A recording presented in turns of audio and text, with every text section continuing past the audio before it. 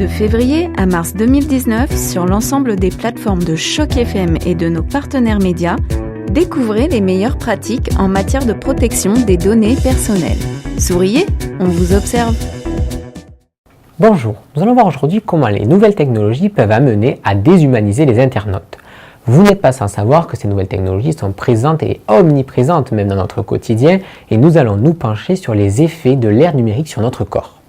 Plus on utilise notre téléphone portable, plus nos rapports sociaux avec les autres s'en trouvent affectés, d'où le mouvement de déshumanisation des internautes. Quelques chiffres très intéressants qui nous sont communiqués par la société CAP basée à Québec. 82% des Canadiens utilisent un mobile et 78% d'ordinateur portable. Autre chiffre intéressant, les Canadiens passent en moyenne 2h20 devant leur écran de télévision et encore plus devant leur écran de téléphone portable.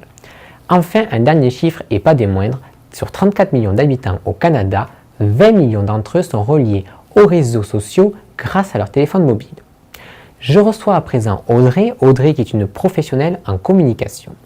Bonjour Audrey, pouvez-vous nous dire si on utilise notre téléphone un peu trop au cours de notre journée? Oui, première chose que je fais le matin, dernière chose que je fais avant de m'endormir. J'ai l'impression d'être prisonnière, je suis en train de checker mes mails, beaucoup sur les réseaux sociaux aussi.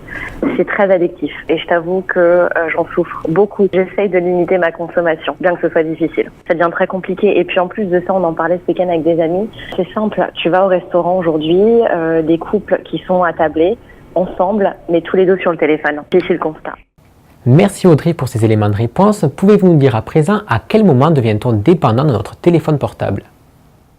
Je pense que c'est à partir du moment où tu commences à ressentir un manque et à partir du moment où tu te sens obligé d'avoir cet outil avec toi et que tu ne peux plus finalement t'en passer. Le but initial du téléphone est modifié car on l'utilise à toutes les occasions et surtout quand on s'ennuie. Bref, vous l'aurez compris, il est devenu le meilleur ami de l'homme. Certaines personnes souffrent même de ne pas avoir leur téléphone portable. C'est ce que l'on appelle la nomophobie, un terme inventé en 2008 pour définir ce que j'appellerais la dépression à l'ère du numérique. Cette addiction reste encore inconsidérée et n'est pas encore officiellement reconnue. Le numérique nous simplifie la vie, mais cependant, quelques aspects négatifs doivent être anticipés. Gilbert Sopraya, expert informaticien, nous fait quelques rappels que je vous propose d'écouter. Le numérique s'est imposé graduellement. Il faut le voir dans son contexte, le pourquoi le numérique est venu, pour nous aider à être plus performants, pour permettre aux gens de pouvoir être en contact le plus rapidement aussi. Il faut dire que l'esprit n'a pas de limite, l'esprit humain, on est très créatif. Si on n'a pas de limite au niveau de notre créativité, le numérique va suivre derrière. Il y a toujours une demande, il y a toujours des besoins. Ça va marcher toujours ensemble par rapport aux besoins de notre société. La limitation va jouer à ce niveau-là. Mais attention, ce n'est pas le téléphone portable en tant que tel qui met en danger notre vie privée, étant donné qu'il nous apporte un grand nombre de commodités au quotidien, mais c'est surtout aux applications qu'il faut faire attention.